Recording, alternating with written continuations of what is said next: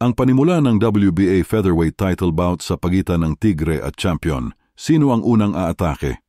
Nabanggit ng coach ni Sendo na napaka-importante ng umpisa ng laban, kaya paniguradong magmamasid ang Champion. Ang distansya, bilis at lakas. Lahat ito ay susuriin ni Ricardo. Kaya bago mangyari iyon ay gamitin mo na ang lakas mo, Sendo. Huwag mo siyang hahayaan gawin ang gusto niya, guluhin mo siya at ipakita mo, atakihin mo na siya ngayon. Hajime no Ippo, 1496, seize the initiative.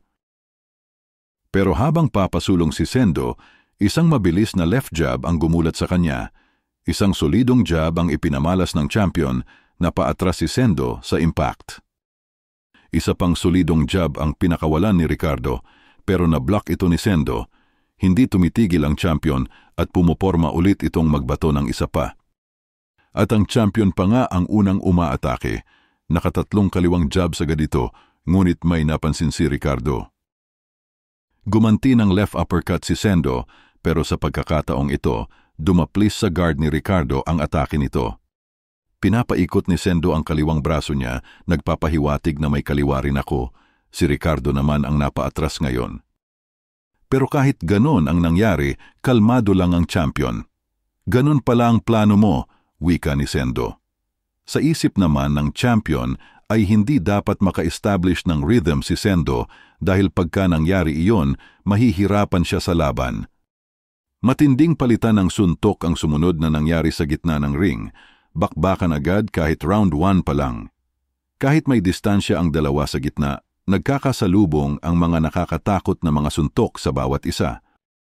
Yawan ng mga manonood sa arena. Hindi sila makapaniwala na umpisa pa lang ay mainit na ang laban. Ano sa tingin mo? Tanong ni Miyata. Mas malalakas ang suntok ni Ricardo ngayon kumpara sa dati, tugon ni Ippo. Ibig mo bang sabihin mas mapusok siya ngayon? Tanong ni Mari. Ang pinapahiwatig ni Ricardo ay kaya niyang gawin ang gusto niya sa laban. At sa palitan ng suntok sa gitna ng ring ay unang nakatama ang Champion. Sakto sa pangaang kaliwang jab ni Ricardo at napatalsik ang ulo ni Sendo. Sabi ng announcer, napaka-precise ng atake para ba itong sniper. Ang naka-first blood sa laban ay ang Champion pero hindi papatalo si Sendo. Habang napaatras ay pumorma ng kaliwang smash si Sendo ngunit napansin ulit ito ni Ricardo. Kahit dalawang braso na ang pinang-block ni Ricardo at naka-wide stance siya, napaatras pa rin siya sa impact, bara-bara ang ganti ni Sendo. Pero yan din ang nakakatakot, isang solid na suntok sa kanya, baka may kalagyan ang Champion. Ito ang gusto ko sa simula pa lang, wika ni Sendo. Kung aatake ka aba, pagbibigyan kita. Mukhang maagang nag-init si Sendo dahil umaatake si Ricardo. Tuloy-tuloy din ang atake ng Tigre at napapaatras ang Champion kahit naka-guard ito.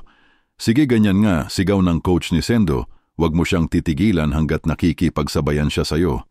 Nagulat din si coach sa pagiging aggressive ng Champion. Ngunit hindi makaabante si Sendo, mga solid na kaliwa ang pinapaulan ng Champion. Nakakagulat din dahil maganda ang guard ni Sendo, hindi siya basta-basta pumapasok. Agresibo pa rin siya ngunit maingat. Nakakagulat na opening wika nila sa announcer table.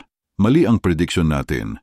Sa huling panel ay seryoso ang mukha ni Takamura at mukhang may napansin ito. Dito na natatapos ang chapter mga kaibigan. Kahit papaano ay may progress na rin ang laban ng King versus Tiger pero may bad news next week. Magkakaroon daw ng break kaya wala munang new chapter. Pero bago magtapos ay shoutout muna sa ating mga viewers. Patuloy lamang mag-comment at may chance maisama sa susunod na content. Please like, share, and subscribe. Take care po and God bless.